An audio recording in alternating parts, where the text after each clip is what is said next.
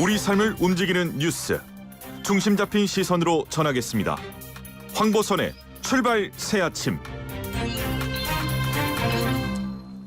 네, 황보선의 출발 새아침 4부 시작합니다. 자, 주한 벨기에 대사 부인. 이 부인이 옷가게 매장 직원 뺨 때리고 폭행했죠. 이 문제 지금 외교관 면책 특권의 그 정당성 문제로까지 지금 논란이 커지고 있습니다. 이거 좀 법적으로 들여다보겠습니다. 자, 구자령 변호사 전화 연결됐습니다. 안녕하십니까? 네, 안녕하세요. 구자령 변호사입니다. 먼저 이 사건 좀 간단히 좀 정리해 볼까요? 그 개요부터. 예. 예. 이 사건은 주한 벨기에 대사의 부인이 서울의 한 옷가게 매장 직원 뺨을 때린 문제가 이제 커지고 있는데요. 구체적으로 살펴보자면은 지난 9일 피터 레스코이의 주한 벨기에 대사의 부인인 중국계 A씨가 한남동의 한 매장에서 옷을 살펴보다가 구매를 하지 않고 매장을 나가는데 마침 A씨가 입고 온 옷이 해당 매장에서 판매 중인 브랜드의 재킷이었기 때문에 매장 매니저가 A씨가 계산하지 않은 옷을 입고 나가는 것인지 이제 확인을 했던 것입니다. 예. 그래서 쫓아나가서 대사 부인에게 이제 상황을 설명하고 이제 양해를 구하니까 이제 대사 부인이 옷을 확인을 시켜주고 그러니까 이제 직원이 오해해서 미안하다 이렇게 사과를 하고 매장으로 돌아왔는데 몇 분 뒤에 대사 부인이 매장으로 다시 찾아와가지고 실랑이가 이어지다가 다른 직원이 말리자 부인이 그 직원의 뺨을 때렸습니다. 그래서 직원 눈 실핏줄이 터질 정도로 뺨을 세게 맞았지만 직접적으로 사과도 받지 못한 것으로 알려졌는데 그런데도 대사 부인이 외교관 아내이기 때문에 처벌도 하지 못한다. 이런 사실이 알려져서 지금 논란이 커지고 있습니다. 예, 그렇군요. 근데 그 사과문이 나오긴 했는데 이 장본인이 직접 한 게 아니고 대사관에서 이걸 사과 입장을 냈어요. 예, 대사관 계정으로 SNS 계정으로 보도자료 형식으로 냈는데 예. 이게 또 논란이 됐습니다. 대사 부인의 개인 사건인데 대사 부인은 전혀 나서지도 않고 직접 사과도 하지 않고 병원 대사관이 대사관이 왜 대신 사과를 하는지 이것도 의문인데다가 정작 중요한 피해자 개인에 대해서는 아직 사과가 전혀 없었습니다. 게다가 대사 부인이 현재 뇌졸중으로 병원에 입원해 있다 이렇게 이제 직접 나서지 않는 것에 대해서 변명하고 있는데 실랑이 벌이면서 싸우는 CCTV 장면 보면은 이게 갑자기 지금 와서 아프다고 할 만한 그런 상태가 아니었던 거 아니냐 이렇게 좀 의아한 면이 있고 의심스럽네요. 게다가 해당 게시물에 인종차별적인 댓글까지 달렸는데 이 댓글에 벨기에 대사관 공식 계정이 웃음 표시 공감 버튼까지 눌렀던 것이 확인되면서 이 사과 전체가 다 진정성 없는 사과다 이런 공까지 일고 있습니다. 그렇군요. 자, 이걸 좀 법적으로 좀 분석을 해봐야 되겠죠? 예, 맞습니다. 이게 사시 2차 이제 케이스 풀듯이 한번 쭉 풀어보자면은 그래요? 먼저 매장 직원부터 따져보면은 이제 신체 수색을 한 것입니다. 그래서 신체 수색죄가 문제될 수 있는데 당시 절도 상황일 수 있음을 설명하고 동의를 받았으므로 범죄 성립을 탈락시키는 이제 양해라는 게 존재합니다. 그래서 매장 직원 행위는 이제 법적으로 완전히 합법적인 게 되고요. 그리고 이제 실랑이를 말리다가 뺨을 맞은 직원 경우에는 그 실랑이 이제 끼어들어가지고 유형력 행사를 했으니까 이제 폭행죄가 문제가 될 수 있는데 말리다가 그렇죠. 말리는 과정이 근데 행위였기 때문에 정당방위 내지 정당행위로서 이제 위법성이 없습니다. 그래서 따라서 이제 이 직원의 행위도 이제 완전히 또 합법적인 행동이 되고요. 그렇군요.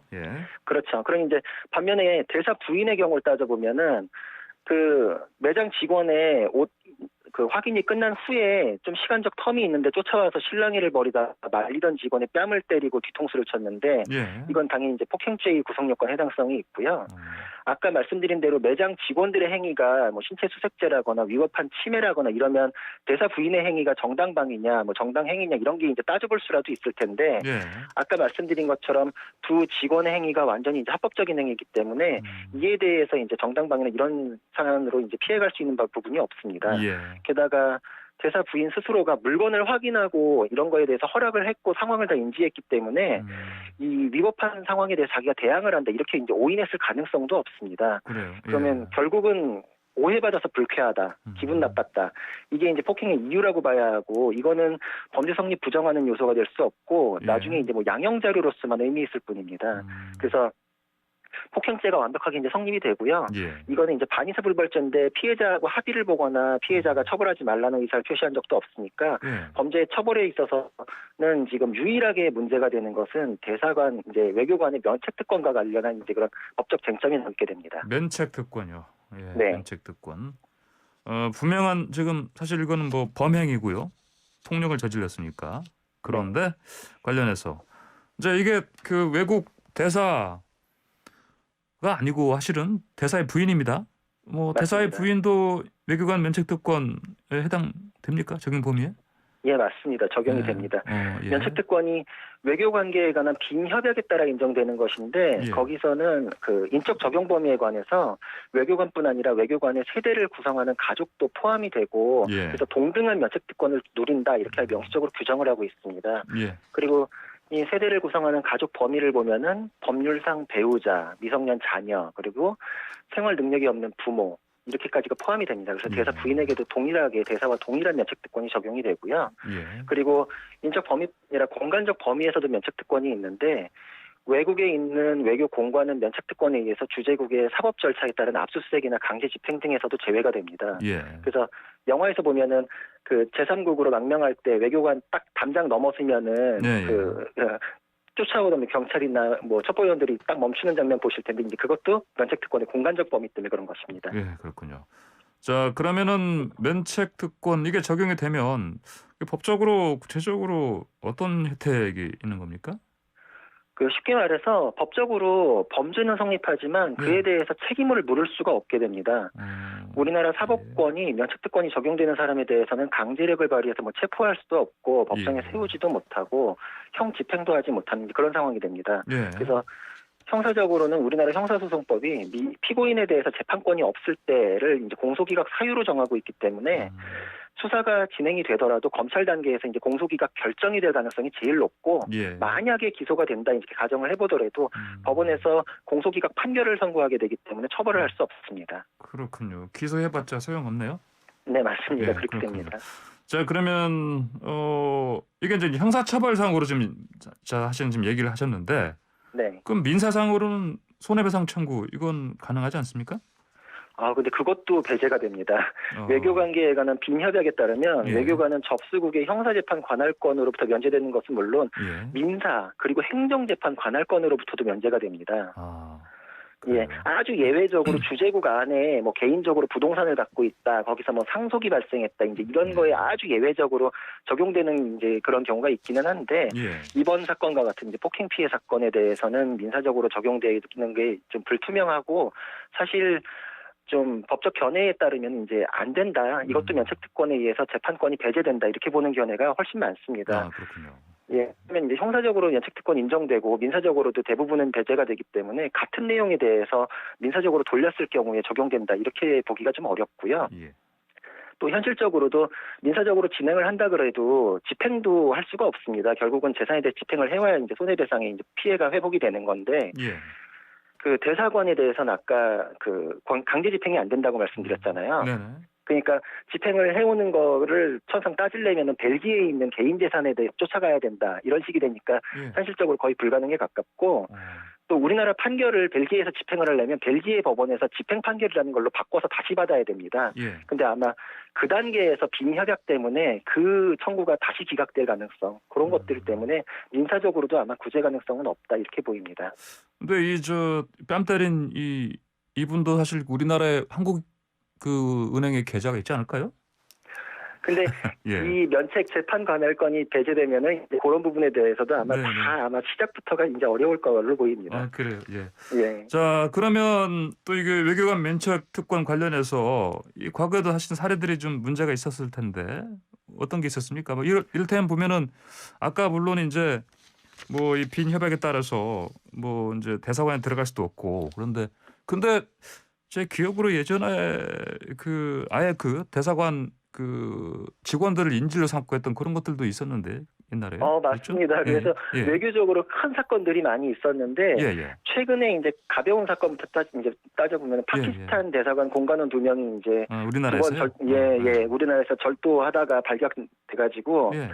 사건이 이제 그 공관원들이 이제 돈을 지불하고 죄송하다 그러니까 이제 마트에서 처벌 원하지 않는다 이렇게 사건이 내살 종결됐었는데 예. 이것도 사실 우리나라 사람이 저지른 범죄였으면 이렇게 끝날 수가 없거든요. 예. 그래서 이것도 면책특권이 내살 종결의 핵심이었고 그리고 과거에 필리핀 대사가 우리나라에서 성추행했던 것 때문에 우리나라하고 필리핀이 분쟁이 있었던 적도 있고 예.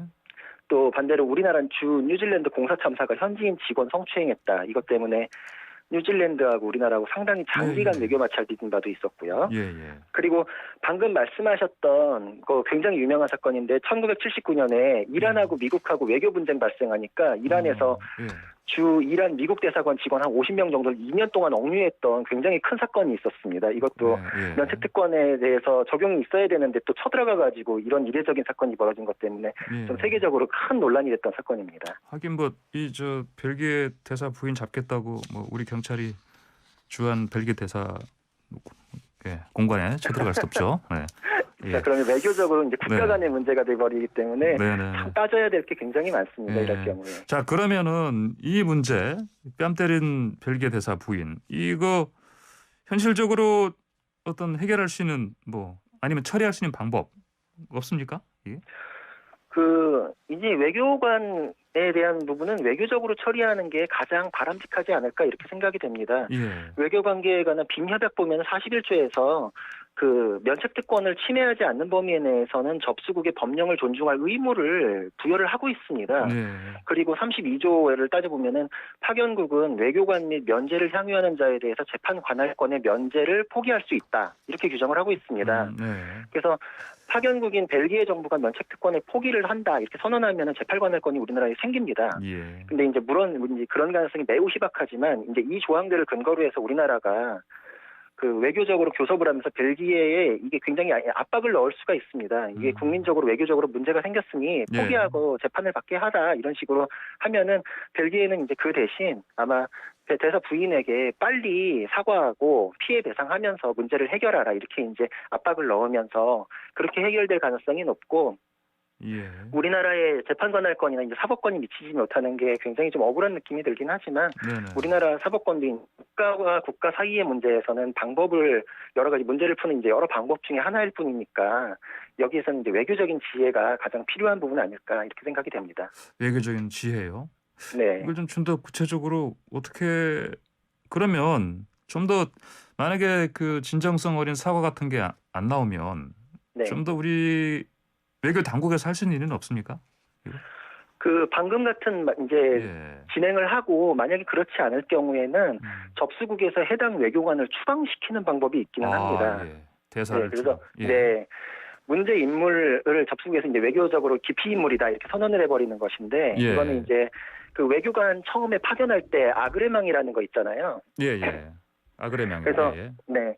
그 접수국의 동의를 받아서 보내야 되기 때문에 외교관은 파견국이랑 접수국이 항상 함께 결정한다 이런 개념이 있습니다. 그래서 예. 아그레망은 접수국에서 거부할 경우에 아무런 이유를 달지 않아도 된다라고 아예 그 빈협약에 규정이 돼 있을 정도입니다. 네네네. 그러니까 접수국의 권리이기 때문에 이걸 이제 응용해가지고 아그레망의 철회 개념으로 이 사람을 우린 더 이상 외교관의 이제 면책특권 적용 대상으로 볼 수 없다라고 예, 하면은 네. 파견국도 일방적으로 주장할 수 없게 되기 때문에 예. 그 경우에는 외교적으로 분쟁이 굉장히 커지고 파견국에서는 이제 그 상황이 되면 보통 빨리 소환을 해버립니다. 네. 그래서 이런 외교적 마찰이 좀 강경하고 해결이 어렵겠다 싶으면은 파견국에서 이제 빨리 해결을 하게끔 우리나라 같은 경우에도 예전에 외교적 분쟁이 있을 때 외교관 차원에서 대사관이 직접 뭐 예. 사용자 책임 개념으로 배상을 대신해줬던 경우가 있기 때문에 아마 그런 식의 해결이 되지 않을까 이렇게 예상이 됩니다. 예, 알겠습니다. 오늘 말씀 여기까지 듣겠습니다. 고맙습니다. 네, 감사합니다. 네, 지금까지 구자룡 변호사였습니다.